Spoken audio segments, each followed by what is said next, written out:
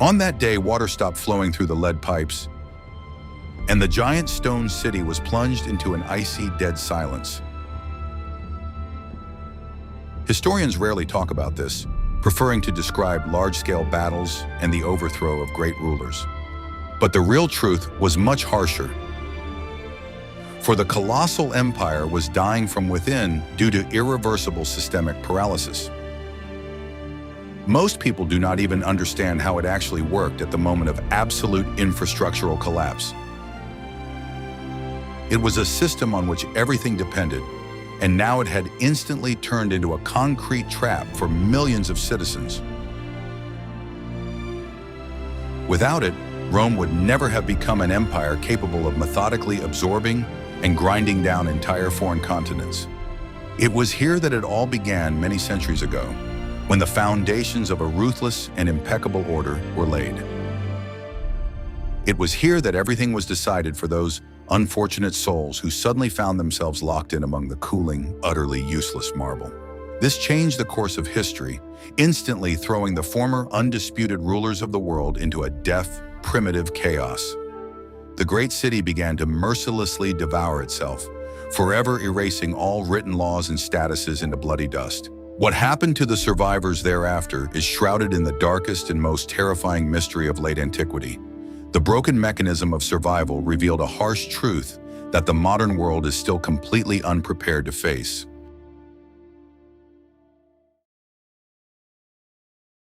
Everything was ready for the quiet collapse of the greatest mechanism of antiquity. Water stopped flowing forever through the giant stone arches of the ancient aqueducts. The continuous supply system that had fed a city of millions for centuries breathed its last. They did not yet know how it would all end, but the mechanism had already begun to irreversibly collapse. Huge lead pipes deep beneath the cobbled streets slowly dried up in pitch darkness. Heavy drops fell onto the dry bottom of huge marble reservoirs with a frightening echo. Rome could not afford to be left without water, but the engineers had long since disappeared. The life support mechanism had been broken by barbarians far beyond the sight of ordinary Roman citizens. Previously, water had obeyed their precise calculations, filling thousands of fountains and luxurious baths. Now the huge thermal baths stood completely empty, cooling under the rays of the cold autumn sun. The infrastructure, designed to last forever, had turned into useless mountains of dead stone and concrete. It was a structure that could not be replicated without strict centralized state power. Every morning, the inhabitants went to the public springs with clay jugs, as was their custom. They stood before the dry marble mass of the gods, waiting for a miracle from the broken machine. But the decision had been made by the conquerors, who had destroyed the stone arches many miles away, and there was no way back for any of the surviving citizens. Rome did not rely solely on people. It always relied on strict order. When the water disappeared, the foundation of the famous Roman sanitation and strict discipline disappeared. People began to drink dirty water straight from the muddy river, breaking centuries-old rules. Diseases began to spread through overpopulated areas faster than fire through dry wood. Where yesterday there was order, today primitive chaos slowly and inevitably spread. Dirt accumulated in the streets, which were no longer washed by streams from clean reservoirs. The state could not punish the guilty because the state apparatus itself had ceased to exist. Stone upon stone had been laid during construction, but now the stones began to crumble. It was a machine of stone and discipline that had lost its main source of energy. Without water, the city lost its ability to sustain life within its colossal stone boundaries. People began to leave remote areas, moving closer to the only remaining riverbed. Huge neighborhoods were deserted, turning into stone labyrinths of dead, dark, and empty buildings. Every step had been calculated by the builders of the aqueducts, but now those calculations had lost their meaning. The engineers had worked as precisely as soldiers, creating a perfect system for distributing the flow. But this system was too complex to survive without constant and strict control. The mistake cost not just one person's life, it cost the survival of the entire vast metropolis. Everything depended on a single order that no one was left to give or carry out. The officials responsible for water distribution had disappeared into the frightened and desperate city crowd. Documents rotted in abandoned archives, while people fought over a bucket of river water. The empire did not ask, it demanded. but now there was simply no one left to demand from. The fate of thousands of people remaining in the city depended on the outcome of this water crisis. They realized that they were no longer masters of nature and conquerors of the water element. From that day on, a new era began, one of the slow decline of the once great and powerful capital. The stones of the great aqueducts remained standing, but the water from them disappeared forever. At dawn, the port was no longer filled with the familiar noise of heavy cargo ships. Grain fleets from distant provinces stopped arriving at the harbors of the huge eternal city. Hundreds of massive stone warehouses stood completely empty, their dark doors wide open. Every citizen was part of the food distribution mechanism that had suddenly stopped working. Rome did not produce its own food. It always pumped it out of conquered lands. The logistics of the army and the civilian population was the most complex administrative project of the ancient world. Ships had to arrive strictly on schedule to prevent hungry riots among the plebeians. A miscalculation would mean disaster, and that disaster had finally become a reality. People came to the steps of distribution centers, expecting the usual state distribution of bread. They stood for hours, refusing to believe that the great bureaucratic machine had stopped its gears forever. There were thousands of them, but they no longer acted as a united people, but as a hungry mob. Discipline was stronger than fear only as long as the system fed its citizens. The officials did not come out to the crowd with their ledgers and bronze measuring scales. The empire did not grow by chance. It grew thanks to its ability to feed millions of people without interruption. Now the African provinces had been conquered, and the trade routes were completely and irrevocably severed. It was not a battle between armies. It was an invisible logistics system against absolute chaos. The city began to devour itself in search of any available sources of food. The gardens inside the rich villas quickly turned into ordinary vegetable gardens. Residents learned to survive without government assistance, relying only on their physical labor. They did not yet know how it would all end, but the old rules of survival no longer worked. Where yesterday a legion marched, today emaciated people wandered in search of food. For decades, the state had taught them that food was always guaranteed by the emperor's power. The system created a dependency that became fatal after the collapse of the usual administrative institutions. The laws were stricter than the sword, but no law could make wheat grow on rocks. Rome did not win through fury, it always won through absolute order and impeccable supply. When the supply collapsed, the great city turned into a giant, deadly stone trap. Families left their multi-story homes and went to the villages just to survive. The replaceability of people only worked when the state needed new workers. Now people had become a burden on a dying city, deprived of administrative and military resources. Huge markets, where spices from all over the world were once sold, were covered with thick grass. The trading rows were destroyed, and the marble counters were taken apart to build modest dwellings. The world had changed, and the food chain had returned to its most primitive forms. Those who remained formed closed communities around old fortified stone buildings. They defended their tiny food supplies with primitive and absolute ruthlessness. Loyalty was encouraged only within these small, tightly organized groups of surviving townspeople. Disobedience was destroyed because one extra mouth could lead to the destruction of the entire community. It was a machine built for expansion that suddenly began to contract rapidly. The mechanisms for distributing wealth became memories recorded on parchments decaying in archives. People disappeared from the streets, setting off in search of fertile land beyond the walls. The stones of empty granaries remained standing, a reminder of a time of absolute logistical triumph. Stone upon stone had been laid for centuries, creating an image of an indestructible and eternal empire. Now those same stones were being methodically removed from the walls for entirely new purposes. The majestic temples no longer inspired sacred awe in the hearts of new generations of Romans. They were turned into huge free warehouses of quality building materials for simple huts. Marble cladding was torn from the brick walls of imperial palaces and public buildings. Statues of great commanders were mercilessly smashed to pieces and sent to burning furnaces. People burned ancient marble to produce lime, which was needed to build new, primitive fortifications. This was not construction, it was the methodical destruction of absolute power that had been established for centuries. Every citizen understood that the old gods no longer protected this doomed city. The bronze clamps that held the stone blocks together were broken off with incredible effort for the sake of valuable metal. Huge columns fell onto the pavement with a dull, heavy sound that shook the dusty ground. The engineers worked as precisely as soldiers, only now they were destroying the system. They built as if they knew they would be watched for thousands of years. But now the survivors did not think about eternity.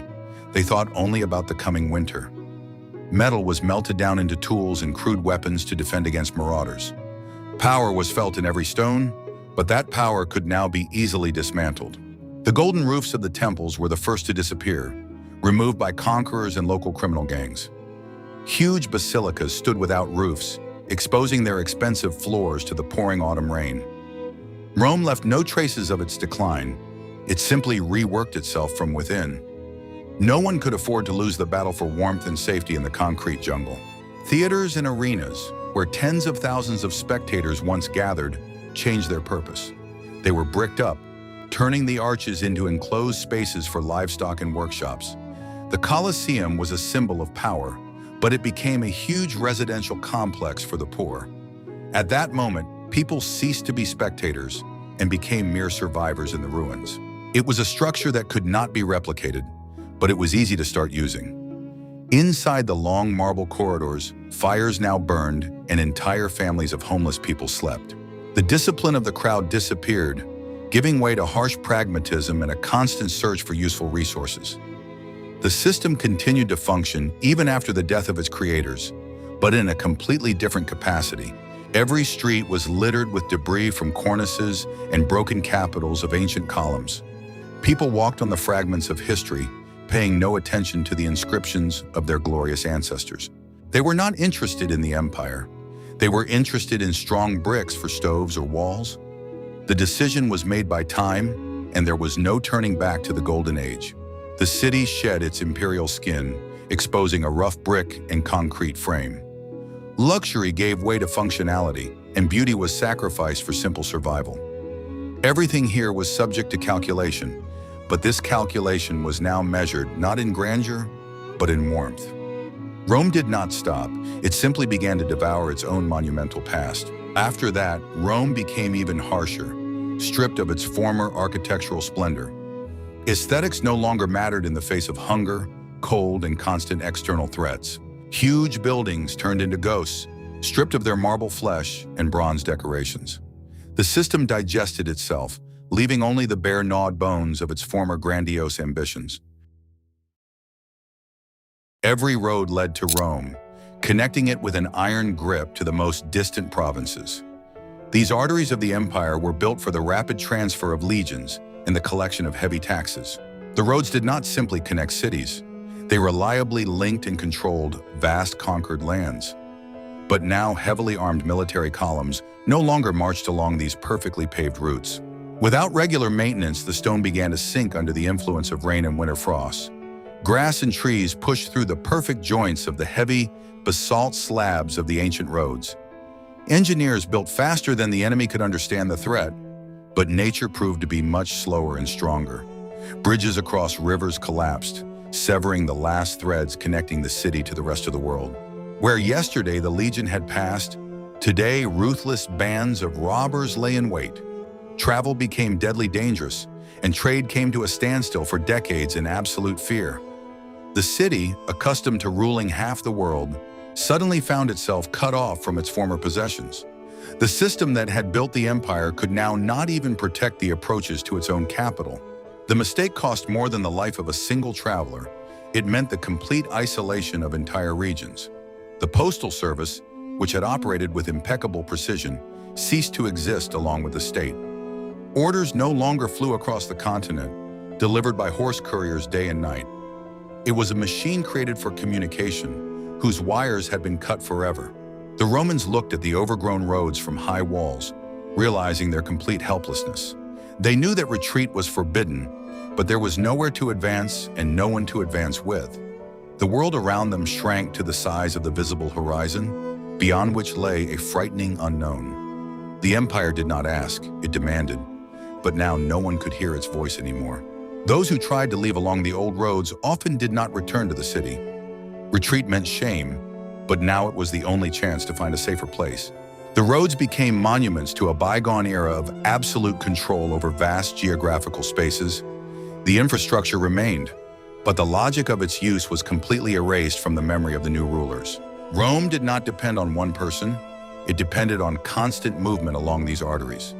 When the movement stopped, the heart of the empire began to beat slower and slower until it stopped altogether. The city became an island surrounded by a sea of hostile tribes and destroyed administrative ties. This was not a game. It was the harsh end of centuries of logistical and military domination. The stones of the roads had been polished by millions of feet in chariots to a mirror-like, cold shine. But now that shine was covered with a thick layer of dirt, moss, and fallen autumn leaves. They built as if they knew they would be watched for thousands of years, and their creations did indeed outlive them, becoming silent witnesses to a global systemic collapse. Power was felt in every smooth mile carved into the rocks and laid across the swamps. But that power had become an abstraction, deprived of physical reinforcement in the form of heavy legion infantry. People stopped looking into the distance. They began to look only at their feet, surviving today. From that day on, the borders changed, narrowing to the size of city fortifications and the nearest fields. Rome did not stop. It simply froze in anticipation of a completely new historical formation. Roads ceased to be an instrument of expansion and became ordinary paths for rare travelers. The logistics machine rusted and stopped, deprived of a constant flow of resources and strict orders. The stones remained lying in the ground, and the people who walked on them disappeared forever. At dawn, the legion was no longer assembled on the wide parade ground of the Praetorian military camp. The barracks, where the best infantry in the world had been forged for centuries, stood empty and completely lifeless. Weapons no longer glistened in the sun, and the sounds of drill commands no longer pierced the silence. Rome was not at war. Rome was slowly dying under the weight of its own enormous military history. The training grounds were overgrown with tall grass, hiding the traces of millions of heavy soldiers' boots. The wooden training post had rotted and collapsed to the ground, no longer needed by anyone. Discipline was stronger than fear, but without funding, discipline quickly became meaningless. Every soldier knew his place, but now those places simply no longer existed. Huge armor depots were looted, and the iron was reforged into agricultural tools. Heavy infantry gave way to the light cavalry of barbarians who did not know the complex Roman order. The legion did not break, it simply dissolved into a new reality without a single general battle. It was not a battle, it was a quiet surrender to the inevitability of economic and demographic collapse. At first, the legionnaire was a man, then he became part of a machine, and now he has disappeared. Veterans accustomed to receiving land for their service were left with nothing in a ruined state. They roamed the city, selling their sword skills to anyone who could pay. There were no weaklings in this formation, but now there was no formation at all. The system that had crushed enemies for centuries had lost its steel teeth. The empire's borders collapsed, and enemies roamed freely through the territory of the once sacred city. The mistake cost not just one man's life, it cost Rome its absolute military superiority. Where others panicked, Rome built a camp, but now there was no one left to build it. The stone walls of the fortresses no longer protected soldiers. They protected ordinary, frightened refugees. Military engineering was now used for the simple survival of small groups of civilians. They did not yet know how it would all end, but they understood that the era of conquest was over forever. Every step was no longer calculated by commanders. Every step was dictated by the instinct for self-preservation. The empire did not grow by chance. It grew thanks to a reliable and ruthless military machine. When the machine broke down, territories began to fall away rapidly, like pieces of flesh from a rotting body. Loyalty was no longer rewarded with gold because the state treasury was completely empty. And shame was worse than death only when there was someone to feel that shame in front of. Without an army, the city became easy prey for any organized armed band of invaders. The Aurelian walls stood, but there were not enough defenders to defend them. It was a structure that could not be defended without strict, centralized military command. Authority was maintained by order, but order dissolved in the blood and fear of the last days. Those who had once ruled the world now humbly paid tribute to barbarian tribal chiefs. The mechanics of war had changed, and the heavy, methodical march of the legions had become an ancient legend. The decision was made by a time that did not forgive weakness and organizational paralysis of the state. On that day, it was not the fate of a province that was decided, but the very idea of the invincibility of Roman arms.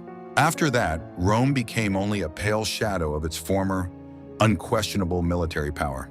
The map was no longer the same. New, crude names of barbarian kingdoms appeared on it, but the training system and military treatises continued to be secretly stored in dusty monastery libraries. The system continued to work in the minds of those who tried to copy this former greatness. The crowd no longer demanded blood in the huge stands of the giant stone amphitheater of the Flavians. The Coliseum stood completely silent, its arena no longer absorbing the sweat and blood of gladiators. For some it was entertainment, for others death, but now it was just ruins. It was a machine for producing emotions and fear, which had been permanently disconnected from its power source. Beneath the ground, there were no more batches of predators or prisoners doomed to execution waiting. The complex systems of elevators and hatches had rotted away and collapsed into the dark basements beneath the arena. The engineering of death, perfected over centuries, had given way to dampness, mold, and thick cobwebs. The arena did not forgive mistakes, but now it had absolutely no one to punish or forgive. The emperor no longer decided a person's fate with a gesture in front of a roaring crowd of thousands. 50,000 voices could no longer save or destroy anyone in this giant crater. At that moment, a person ceased to be a person, but now the stands were empty and dead. The Coliseum was a symbol of power and a reminder of its price, but it became a monument to emptiness. Spectacles were an important tool for controlling the masses, distracting them from poverty and political powerlessness. When the games stopped, the illusion of unity between the rulers and the common urban rabble disappeared. The state lost its main mouthpiece, through which it demonstrated its absolute cruel power. The system did not depend on people, it depended on this organized, regular, bloody order. Iron bars were torn from the walls and melted down into nails for wooden huts. The marble seats of the senators were turned into building blocks to fortify tiny private courtyards. This was not construction, it was looting, elevated to the rank of a daily routine of survival. Every citizen was part of a mechanism that was now simply dismantling itself for spare parts. Where gladiators once shouted, goats now grazed and thick bushes grew. Nature was slowly taking back what the empire had wrested from it with stone. Rome did not depend on one man. It depended on its ability to regularly capture the imagination of the masses. Without this hypnosis, power lost its sacredness and became mere physical force. The laws were stricter than the sword, but they no longer applied within these stone walls. People hid from the weather in dark arches, lighting fires right on the ancient mosaics. No one thought about the greatness of their ancestors when the cold wind blew through the corridors. It was a system against chaos, and chaos finally prevailed in this arena. The price Rome paid for the obedience of the crowd was measured in millions of animals and people killed. But now the city did not even have the resources to feed itself. Prisoners were no longer brought from all corners of the world to be thrown to the wolves, and there was no way back to the era of grandiose and cruel entertainment. The Colosseum became a huge mountain of stone that weighed on the psyche of the survivors with its disproportionate scale. They built as if they knew that thousands of future generations would be watching them. And this grandiose structure did indeed outlive the system, becoming its silent, empty tombstone. Power was felt in every stone, even as the stones themselves began to slowly crumble away. From that day on, a new era began, in which survival became the main and only spectacle. The world became different, devoid of the glamour and horror of the empire's organized mass blood games.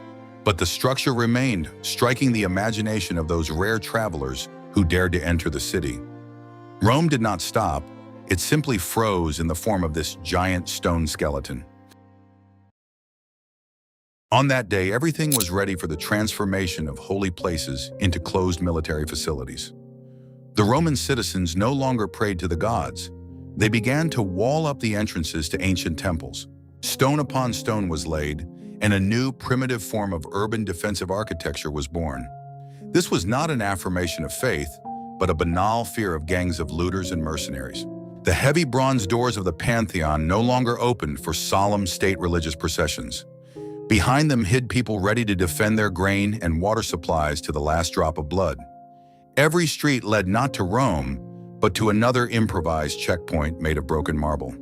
They knew that retreat was forbidden because their exhausted families were hiding behind them.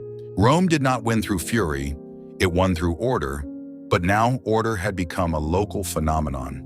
The monumental mausoleums of the emperors had become impregnable castles for the new aristocratic family clans. The thick walls built to protect the dead now saved the lives of the few remaining survivors. Engineers worked as precisely as soldiers, erecting battlements on ancient round roofs. A mistaken defense cost not the life of a single century, but the extermination of an entire fortified community. Discipline was stronger than fear, forcing people to stand guard around the clock on the roofs of sacred buildings. There were no weaklings in this order. The weak were simply thrown out of the safe zones. The system continued to function, but now it protected not an empire, but only a specific street. Inside the former temples, everyday life was cramped, dirty, and full of constant tension. Statues of gods were used as supports for the wooden floors of new, cramped living quarters. It was a machine made of stone, reprogrammed for deaf, uncompromising circular defense. The empire did not ask, it demanded, and now it demanded maximum concentration for survival. Where others panicked, the Romans methodically fortified their new stone islands of safety. Every step through the city was calculated to avoid the firing range of neighbors.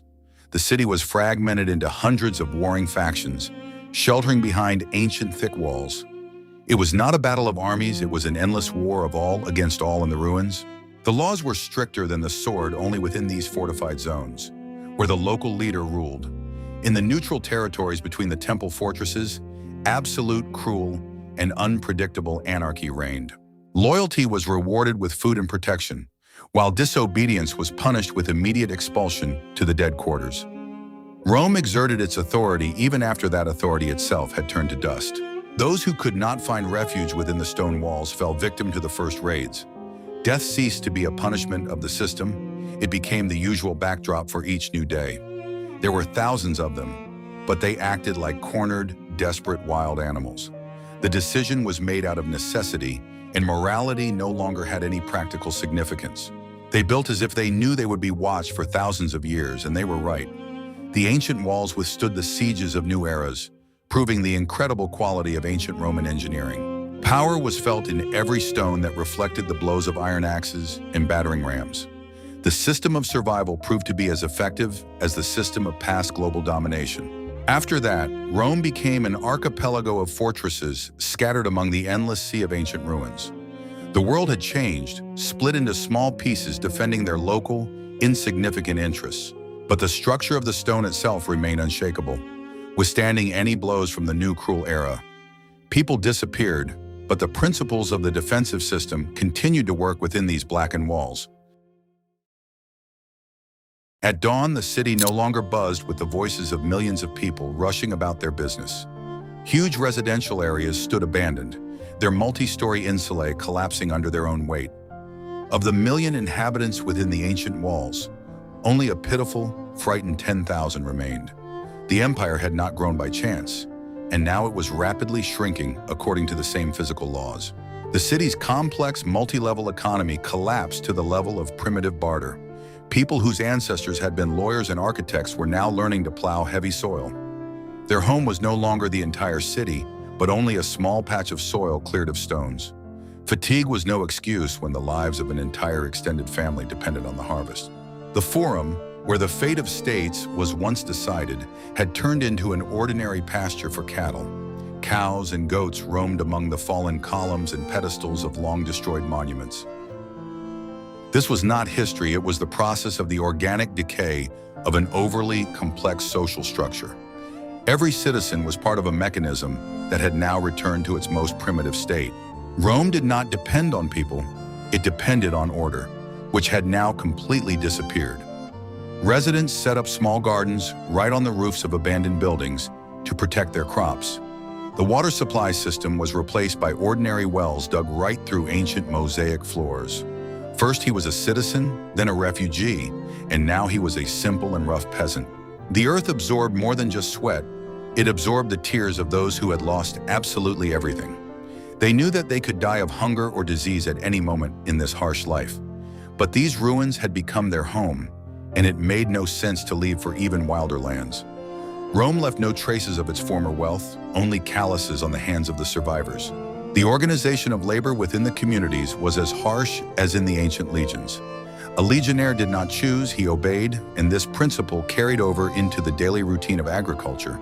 A mistake cost not just one life, it cost the entire community defeat in the battle against hunger. Discipline was stronger than fear, forcing people to work from dawn until complete exhaustion. It was a machine created for expansion, now fighting to preserve the bare minimum. They built faster than the enemy could comprehend the threat, but now they only built fences. The laws were stricter than the sword, but they were the unwritten laws of community survival and mutual aid. Power was felt in every stone they laboriously pulled from the fertile soil. Nature slowly but surely consumed what had been created by the titanic efforts of many generations. Tree roots tore through concrete slabs, turning entire neighborhoods into impenetrable green forests. Where yesterday a legion marched, today wolves howled, coming from the nearby wild mountains. Rome oppressed with its scale, but scale without people proved utterly powerless against time. Those who remained no longer understood the true purpose of the huge buildings around them. For them, it was just a landscape, as natural as mountains or deep rivers. The decision was made by history, and new generations accepted the ruins as a given of their existence. On that day, it was not the fate of the empire that was being decided, but the ability of humans to adapt to complete collapse. The map was no longer the same. The city had turned into a collection of villages within giant walls.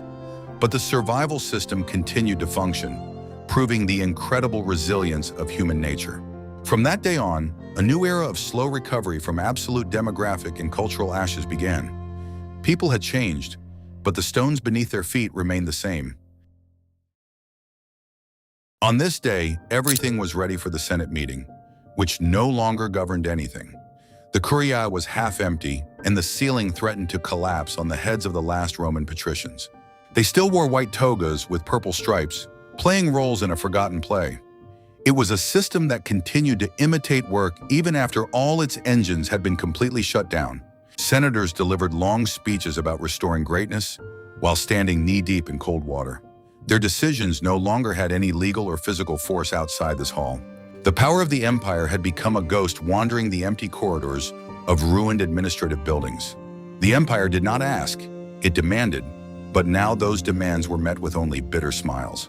The laws were stricter than the sword, but now they were written on paper that no one read. The barbarian kings who actually ruled the city allowed this bureaucratic machine to run idle. For them, it was a useful spectacle, legitimizing their own crude military power over the territories. Rome did not conquer with fury, it conquered with order, and the illusion of order was still useful. Officials continued to keep lists of citizens, even though most of those citizens had long since been buried. They methodically rewrote the archives, preserving the ideal form without any real state content. Engineers worked as precisely as soldiers, only now they were constructing legal fictions. It was a structure of words and titles that could not be defended against harsh reality. Every step was calculated by ancient protocols, which were observed with religious, fanatical precision. An error in the title of a barbarian ruler cost not just one life, but the lives of the entire Senate. Discipline was stronger than fear, forcing the old men to come to the cold hall every early morning. They knew that retreat was forbidden, because retreat meant the final erasure of their identity. Where yesterday decisions about the fate of the world were made, today taxes on a single street were discussed. The scale had shrunk, but the pathos remained the same, creating a grotesque picture of dying greatness. Rome did not depend on one man. It depended on the belief in its own exceptionalism. When that belief disappeared, only empty rituals remained, devoid of any political weight. Loyalty was encouraged by the preservation of the pitiful remnants of former landholdings within the city walls. Disobedience was destroyed by a quick and quiet night visit from the new king's armed men. Power was felt in every stone, but it was now a completely foreign, non-Roman power. First he was a man, then a senator, and now a hostage to his own famous name. It was a machine created for control, which now controlled only its own illusions. Prisoners were rarely taken because there was no one to capture in this theater of shadows. Retreat meant disgrace, and the patricians bore this disgrace with their heads held high. They built as if they knew that their titles would outlive the fall of the greatest empire. But reality inexorably weighed on these fragile remnants of former state splendor. One by one, senators died without leaving heirs capable of continuing this meaningless game. The decision was made by time, which erases not only stones, but also the most ancient names. And history had already begun to move along a completely different medieval historical path. From that day on, the borders changed forever, erasing the line between Roman and mere barbarian. The world became different, and the old titles lost their magical power over people's minds. But the system of record-keeping continued to function, passing on its methods to the new emerging church. The stones remained, and the people who had played at power quietly disappeared into the thick fog of history. Centuries passed, but the structure of the great city continued to dictate the conditions of life for new generations. Rome did not depend on people. It depended on the order imprinted in the very geometry of its streets. Every citizen was only a temporary guest in a mechanism that was designed for eternity. It was a machine that subjugated even those who came to destroy it completely. The laws were stricter than the sword, and these laws survived in the form of Roman law, which took over Europe. The barbarians who destroyed the physical empire found themselves completely subjugated by its legal and bureaucratic logic. The system did not simply survive, it evolved, shedding its heavy, unwieldy geographical shell. Rome did not wage war on the future. It methodically shaped it in its own image. Power was felt in every stone that was built into the foundations of the new Christian cathedrals. The architectural proportions, calculated by ancient engineers, continued to be copied by builders around the world. They built as if they knew that they would be watched and blindly followed for millennia. Stone was laid upon stone, and a new civilization was born on an old invisible framework. The discipline of the legions turned into the discipline of monasteries, strictly regulating every hour of life. Where others panicked during the Dark Ages, the fragments of Rome preserved the system of knowledge. A mistake meant defeat, and so texts were copied with absolute maniacal mathematical precision. In this order, there were no weak links, only the rigid transmission of information through the centuries. Loyalty was rewarded by the preservation of order, and disobedience was punished by excommunication from the civilized world. The empire did not ask. It demanded submission to its logic even after its own physical death. Rome did not depend on a single emperor. It depended on the idea of the superiority of structure over chaos. And this idea proved to be much stronger than any lead, marble, or hardened iron. Those who tried to ignore this order inevitably lost in the long run. The mechanics of controlling large masses of people have remained unchanged since the heyday of the Roman Republic. Every step was calculated, and these calculations became the basis for the formation of all modern states. It was a structure that could not be destroyed because it had become part of the human mind. The price the world paid for this efficiency was measured in centuries of cruelty and oppression. But the system continued to function because it offered the only reliable way to organize chaos. The death of a particular person was insignificant in the face of the survival of the entire vast bureaucratic structure. The replaceability of people became the main principle of governance, a gift to the world from ancient Rome. Rome impressed with its scale, and this scale continued to frighten and fascinate new empires. Retreat meant disgrace, and so new rulers sought to surpass the glory of the ancient Caesars. On that day, it was not just the fate of a province that was being decided, but the fate of European historical development. Everything depended on a single order, and this invisible order continued to echo from the depths of centuries. People were born, built new kingdoms, and disappeared, ground down by the wheels of relentless time. But the principles underlying the first global machine of power remained absolutely unshakable, and there was no turning back to primitive freedom for anyone on this continent. The decision was made forever, turning history into an endless attempt to recreate the Roman order. The map was no longer the same, but the invisible boundaries of thinking remained. The world had changed, but the essence of governance remained strictly ancient. Rome did not win because of individuals. It won because its system was stronger than any individual. Centuries later, the huge stone arches finally collapsed, bearing the last traces of desperate citizens beneath them forever. The city, which had once methodically absorbed entire peoples, itself turned into a giant, silent wasteland under the open sky. Nature slowly erased the traces of human presence, but revealed the indestructible skeleton of a perfect state infrastructure. The stones remained lying in dead silence, and the people who built this mechanism and died for it disappeared without a trace. But the great empire did not die. It simply transformed into the cold logic of governing future civilizations. Harsh laws, engineering precision, and ruthless principles of control were forever imprinted on the very architecture of the New World. The structure continued to function, dictating its rules to thousands of new rulers thirsting for similar absolute power. Rome never won because of its people. It won only because its system was stronger than any individual.